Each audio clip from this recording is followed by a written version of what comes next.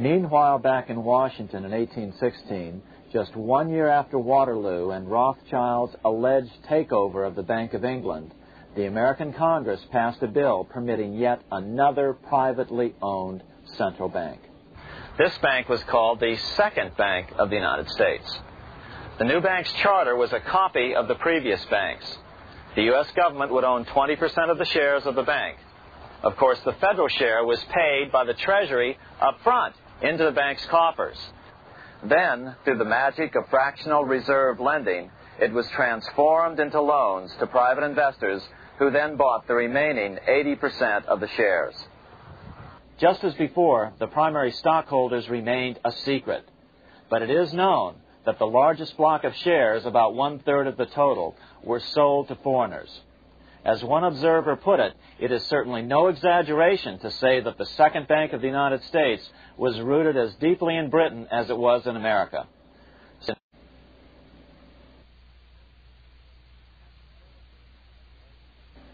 After 12 years of manipulations of the U.S. economy on the part of the Second Bank of the U.S., the American people had had just about enough.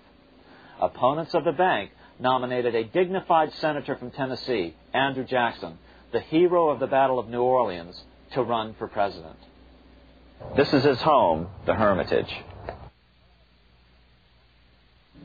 No one gave Jackson a chance initially. The bank had long ago learned how the political process could be controlled with money. To the surprise and dismay of the money changers, Jackson was swept into office in 1828. Jackson was determined to kill the bank at the first opportunity and wasted no time in trying to do so. But the bank's 20-year charter didn't come up for renewal until 1836, the last year of his second term, if he could survive that long. During his first term, Jackson contented himself with rooting out the bank's many minions from government service. He fired 2,000 of the 11,000 employees of the federal government. In 1832, with his re-election approaching, the bank struck an early blow, hoping Jackson would not want to stir up controversy. They asked Congress to pass a renewal bill 4 years early. Naturally, Congress complied, then sent it to the president for signing. But Jackson weighed in with both feet. Old Hickory, never a coward, vetoed the bill. His veto message is one of the great American documents. It clearly lays out the responsibility of the American government towards its citizens, rich and poor. It is not our own citizens only who are to receive the bounty of our government. More than 8 millions of the stock of this bank are held by foreigners. Is there no danger to our liberty and independence in a bank that in its nature has so little to bind it to our country? Controlling our currency, receiving our public monies, and holding thousands of our citizens' independence would be more formidable and dangerous than a military power of the enemy. If government would confine itself to equal protection and, as heaven does its rains, shower its favor alike on the high and the low, the rich and the poor, it would be an unqualified blessing. In the act before me, there seems to be a wide and unnecessary departure from these just principles. Later that year, in July 1832, Congress was unable to override Jackson's veto. Now Jackson had to stand for re-election. Jackson took his argument directly to the people. For the first time in U.S. history, Jackson took his presidential campaign on the road. Before then, presidential candidates stayed at home and looked presidential. His campaign slogan was Jackson and no bank. The National Republican Party ran Senator Henry Clay against Jackson. Despite the fact that the bankers poured over $3 million into Clay's campaign, Jackson was reelected by a landslide in November of 1832. Despite his presidential victory, Jackson knew the battle was only beginning.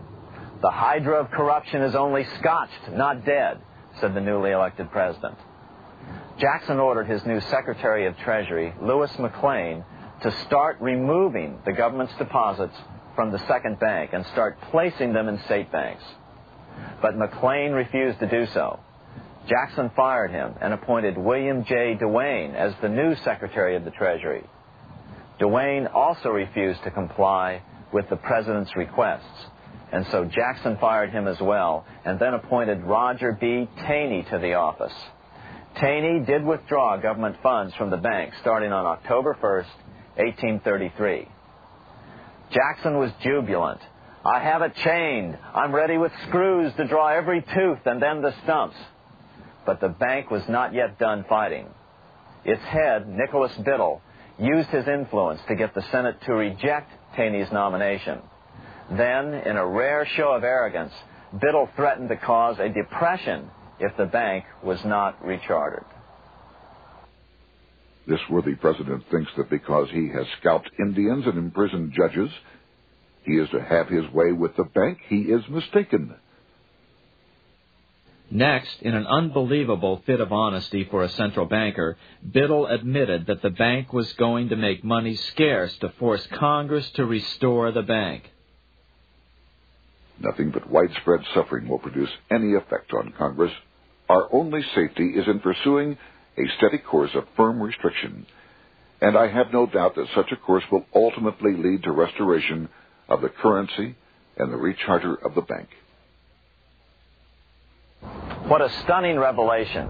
Here was the pure truth, revealed with shocking clarity. Biddle intended to use the money contraction power of the bank to cause a massive depression until America gave in.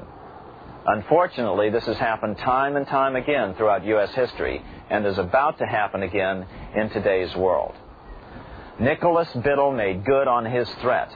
The bank sharply contracted the money supply by calling in old loans and refusing to extend new ones. A financial panic ensued, followed by a deep depression. Naturally, Biddle blamed Jackson for the crash, saying that it was caused by the withdrawal of federal funds from the bank. Unfortunately, his plan worked well. Wages and prices sagged. Unemployment soared along with business bankruptcies. The nation quickly went into an uproar. Newspaper editors blasted Jackson in editorials. The bank threatened to withhold payments, which then could be made directly to key politicians for their support. Within only months, Congress assembled in what was called the panic session. 6 months after he had withdrawn funds from the bank, Jackson was officially censured by a resolution which passed the Senate by a vote of 26 to 20. It was the first time a president had ever been censured by Congress. Jackson lashed out at the bank. "You are a den of vipers. I intend to rout you out, and by eternal God, I will rout you out." America's fate teetered on a knife edge. If Congress could muster enough votes to override Jackson's veto, the bank would be granted another 20-year monopoly or more over America's money, time enough to consolidate its already great power. Then a miracle occurred. The governor of Pennsylvania came out supporting President Jackson and strongly criticized the bank. On top of that, Biddle had been caught boasting in public about the bank's plan to crash the economy. On January 8, 1835, Jackson paid off the final installment on the national debt, which had been necessitated by allowing the banks to issue currency for government bonds rather than simply issuing treasury notes without such debt. He was the only president to ever pay off the debt. A few weeks later, on January 30th, 1835, an assassin by the name of Richard Lawrence tried to shoot President Jackson, but by the grace of God, both pistols misfired. Lawrence was later found not guilty by reason of insanity. After his release, he bragged to friends that powerful people in Europe had put him up to the task and promised to protect him if he were caught.